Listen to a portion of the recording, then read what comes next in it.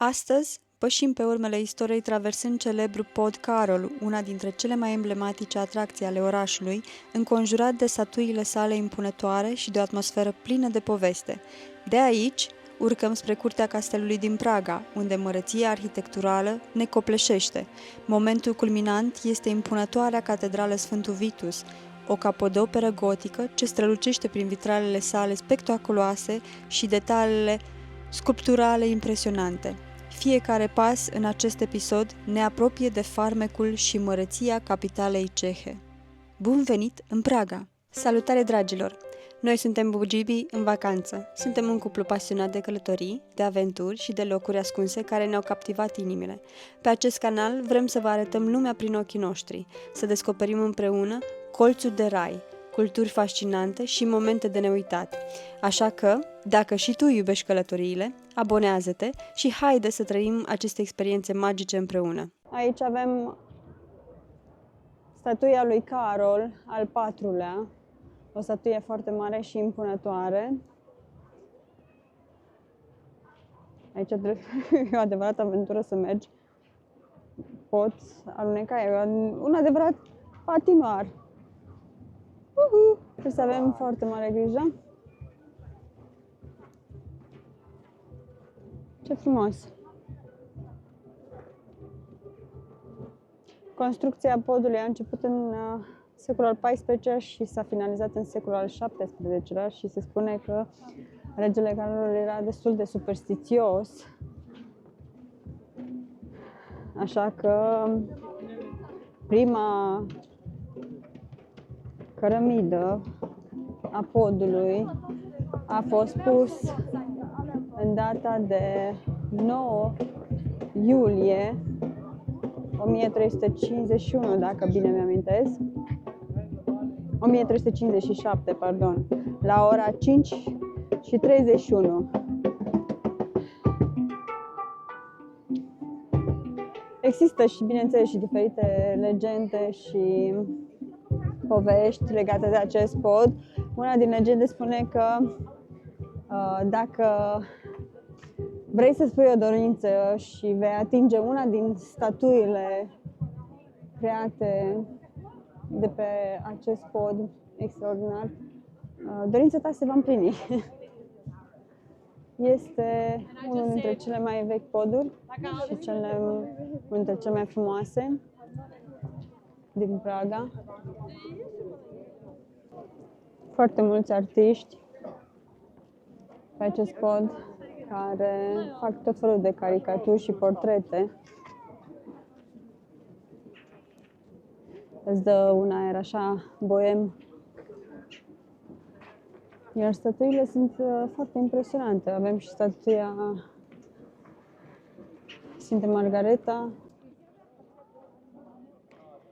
O să vedem că la capătul de est al podului o să găsim turnul podului de pe malul vechi al orașului.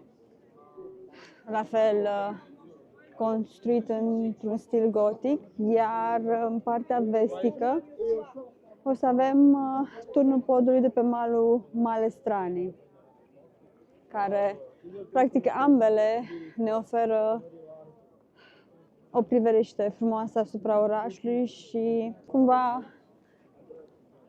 și posibilitatea să explorăm istoria medievală a Pragăi. Este foarte aglomerat, într-adevăr, dar este și un loc vibrant și plin de viață, cu foarte mulți artiști, stradali, muzicieni și foarte mulți vânzători de suveniruri.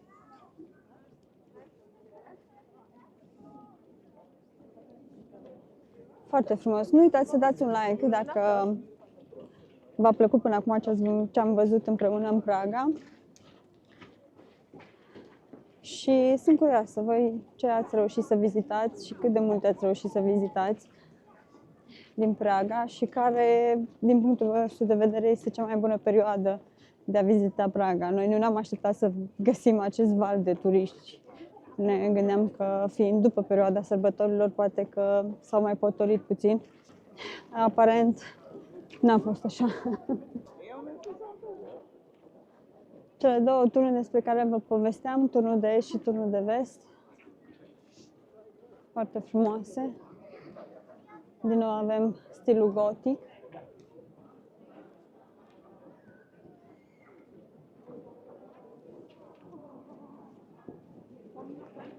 Și interesant, cred că este primul pod pe care îl traversăm, un pod pietonal, strict pietonal, atât de lung și atât de frumos. Doamne, dar câți oameni sunt! Foarte mulți oameni, e foarte, foarte, foarte aglomerat.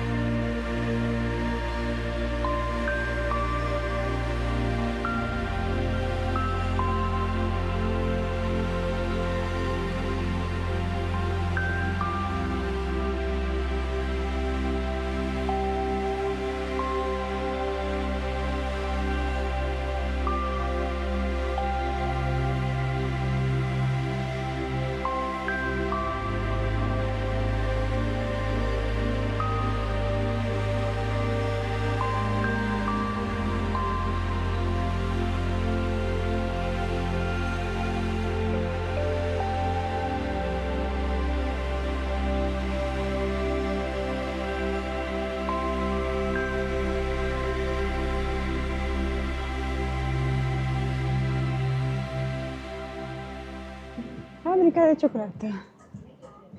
Oh, aici.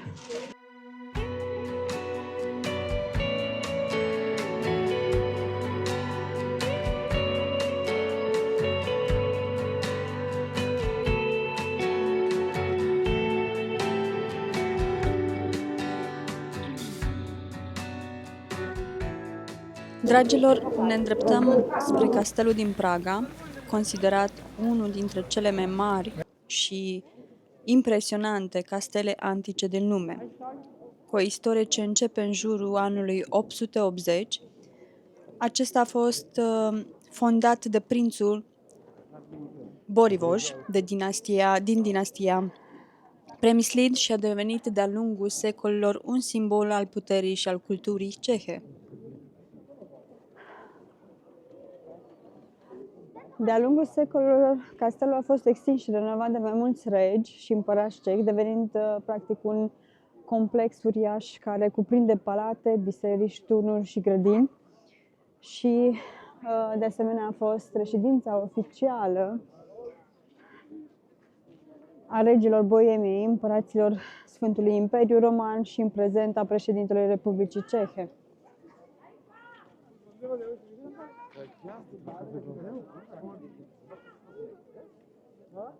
Este considerat ca fiind cel mai mare castel, deși, sincer, nu știu dacă pot să spun asta. Construcția castelului a început în jurul anului 1000 și din punctele cele mai înalte ale castelului putem vedea șerpuirile râului Vltava și orașul vechi.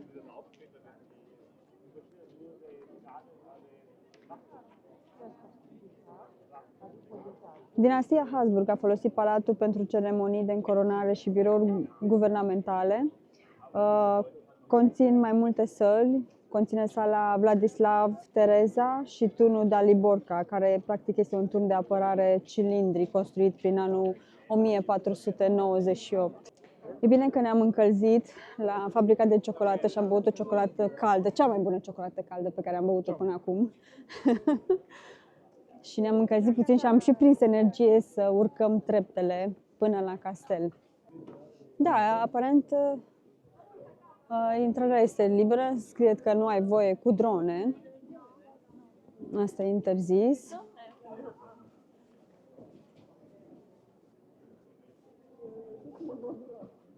Ce am sesizat într-adevăr și puțin îmi displace, trebuie să recunosc, toate indicatoarele din oraș către obiectivele turistice nu sunt în engleză, din păcate. Mi-ar fi plăcut să fie în engleză pentru că ar fi mult mai ușor pentru tine ca și turist să te descurci, dar avem noroc cu Google Maps.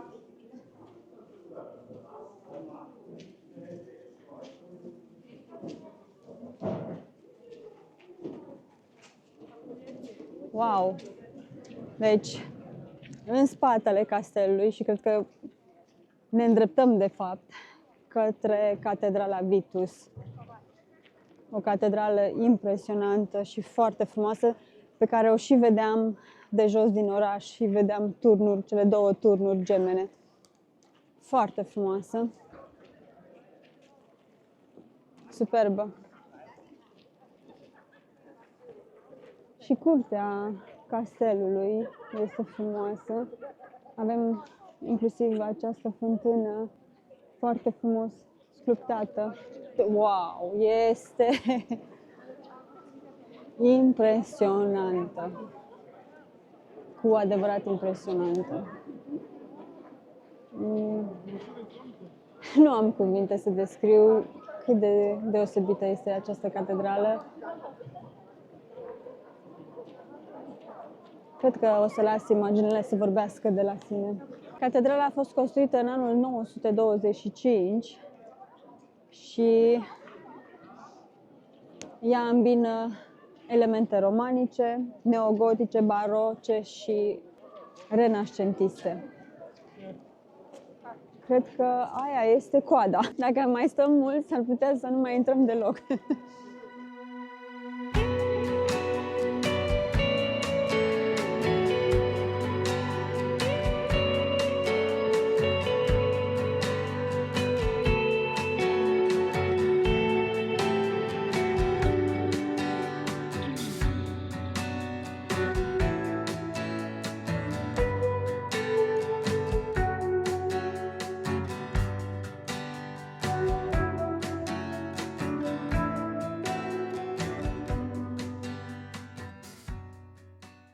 Am reușit să luăm bilete, practic, pentru vizita castelului, bazilicilor. Am plătit 450 de coroane de persoană.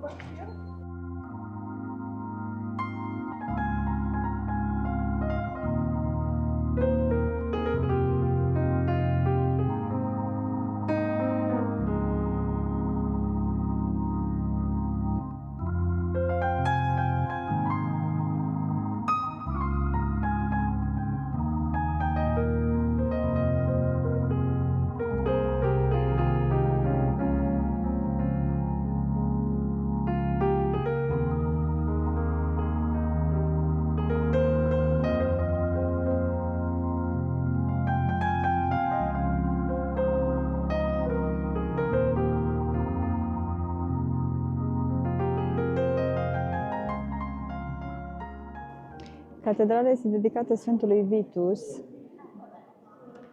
Sfântului Venceslau și Adalbert și este catedrala arhiepiscopală a Pragăi. Bineînțeles că stilul este gotic, după cum se observă.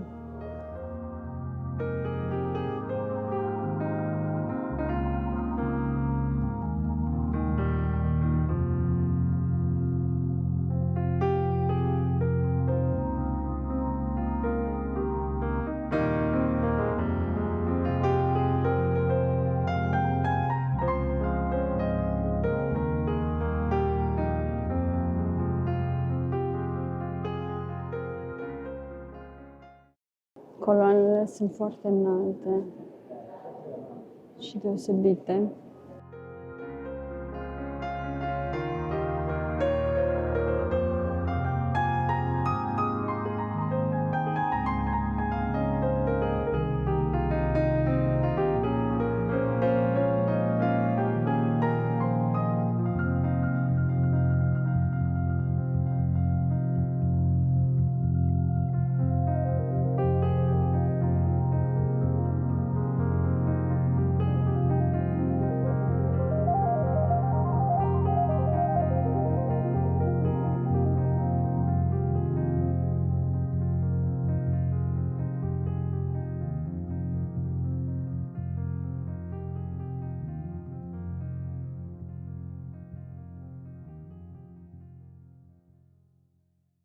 Ea adăpostește și mormintele mai multor regi ai Boemiei și ai împărații Sfântului Imperiu Roman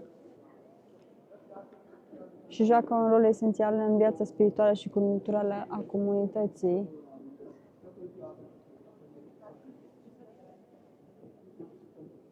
Avem și aceste capele laterale,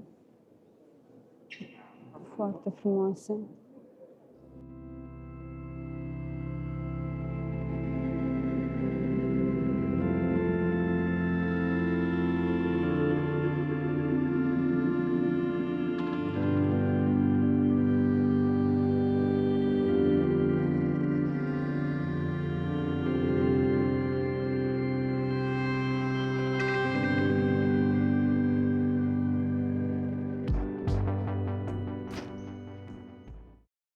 Observăm că bolta catedralei are o înălțime undeva de 33 de metri.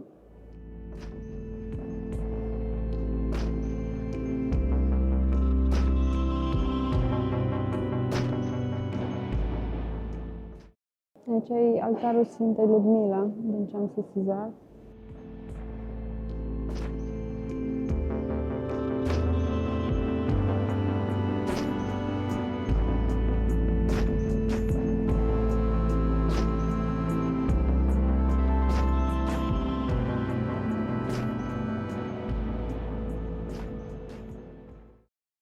Foarte frumoase.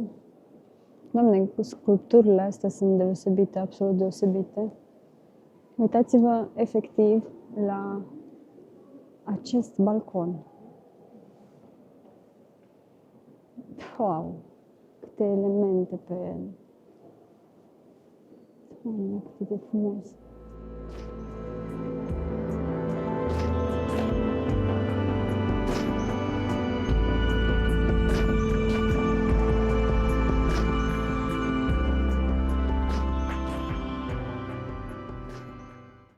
Acum aș spune că cea mai frumoasă catedrală pe care am văzut-o și am vizitat-o noi până acum, dar mi se pare că de la o catedrală la alta tot asta îmi vine să spun.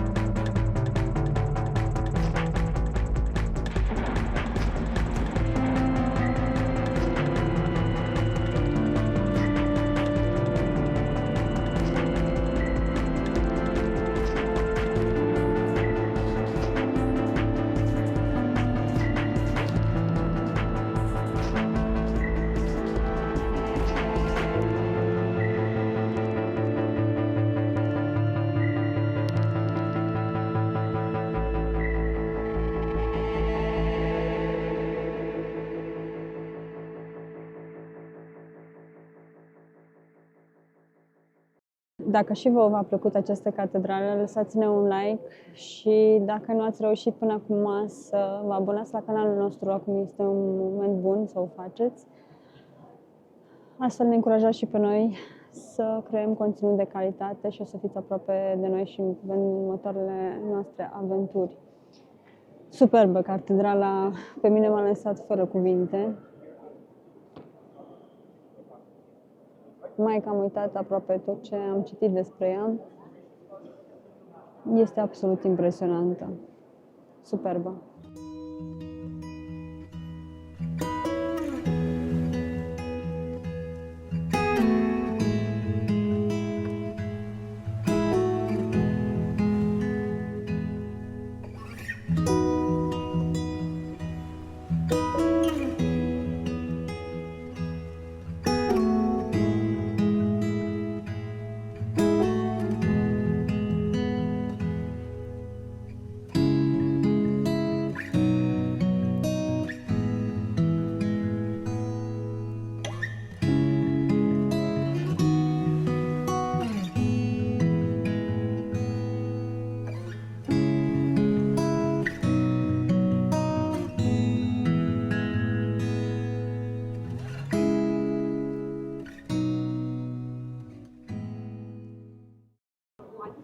Ce avem aici?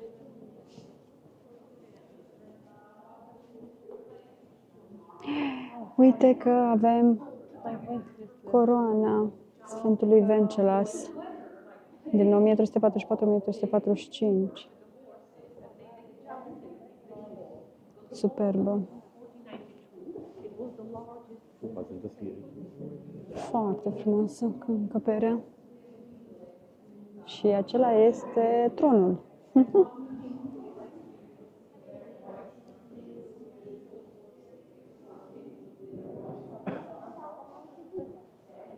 Inclusiv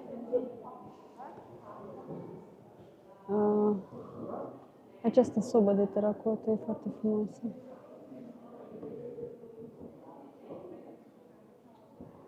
Acum urmează să intrăm în Biserica Sfântului Gheorghe.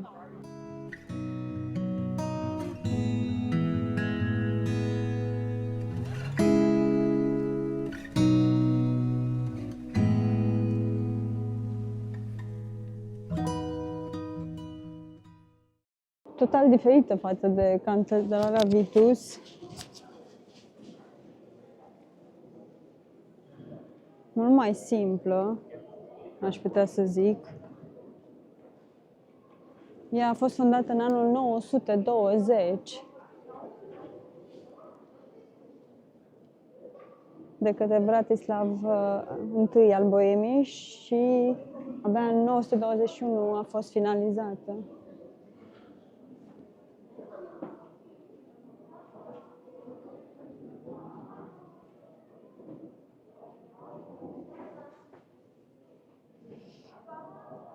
Biserica are o structură triconică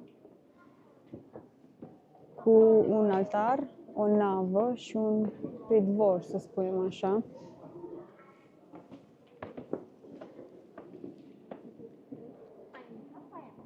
Da, uite, aici îl avem într-adevăr pe Sfântul Gheorghe.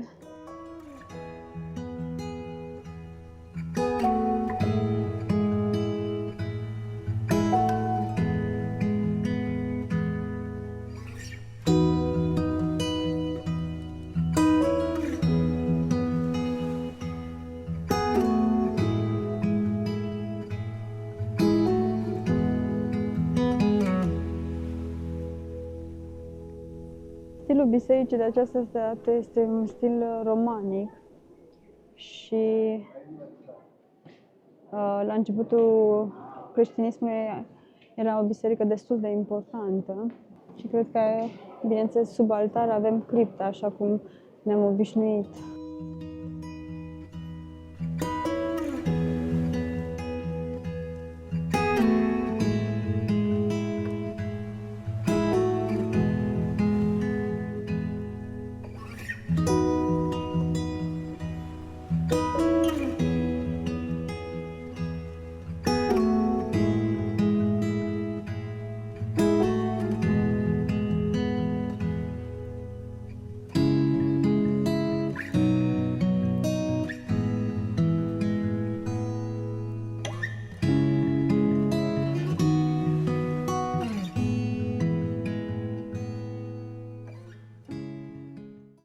turnurile Bisericii Sfântul Gheorghe se numesc Adam și Eva. Asta e un aspect destul de interesant al bisericii și încă o dată îl avem aici. Avem o sculptură cu Sfântul Gheorghe la intrarea laterală. Frumoasă și această biserică, simplă și frumoasă.